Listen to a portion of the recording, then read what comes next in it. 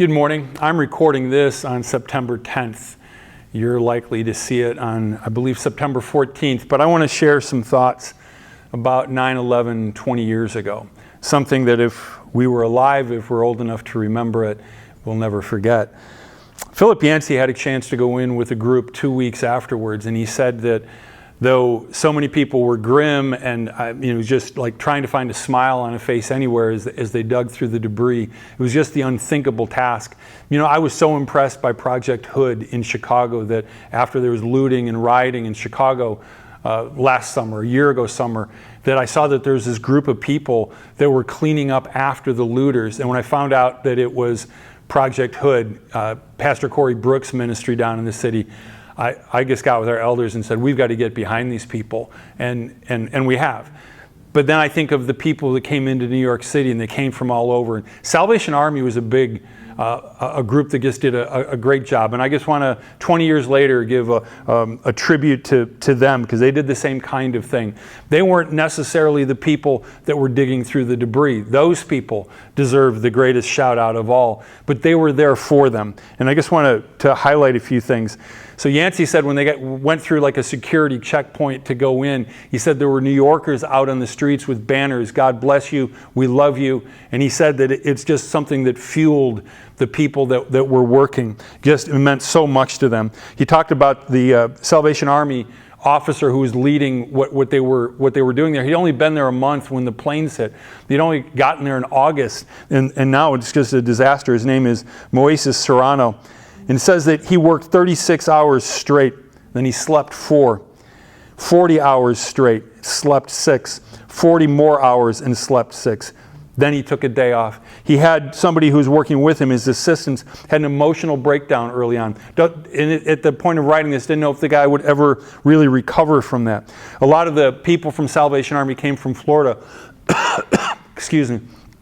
Because they would work with the hurricanes down there, so they had trucks. They're all set to go with water and all kinds of stuff. That's exactly what was needed up at ground zero. And so this one crew director who's from the South, he said, "To tell you the truth, I came up here expecting to deal with Yankees, if you know what I mean. Instead, it's all smiles and thank you." Amazing. He came to appreciate the cheerful toughness of the Salvation Army. I mean, they're put right there on the front lines. But he said, they have this Salvation Army, it's a Christian group, but they have this hierarchy, kind of a military thing. But he said that ultimately, yes, they're trying to please their commanding officer, but ultimately, the commanding officer is Jesus. That's the one that they're trying to please, an audience of one. And, they long to hear, "Well done, good and faithful servant." They served over 7,500 meals a day. Tyson gave them food, and they delivered that. It also said they're giving out 1,500 phone cards, which just seems foreign. It doesn't seem like it was that long ago that someone would need a phone card, but like, who needs a phone card now? It's kind of like, what's a payphone anymore anyway? The final thing that he saw, that he noted, was that there was these 3 booths that were set up on a vacant lot. One said police officers for Christ, another firemen for Christ, and the third was sanitation workers for Christ. And what he says here, that's a group I'd like to support. He feels the same way I did, kind of like about, with what Project Hood did in Chicago.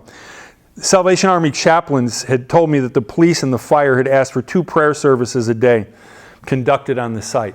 It was requested. That's why this was there. It wasn't like they were going in. The people there were requesting it. And the Red Cross was non-sectarian, and so they said they were wondering if these prayer sites that they had set up, would the Salvation Army mind staffing it? And I love their response.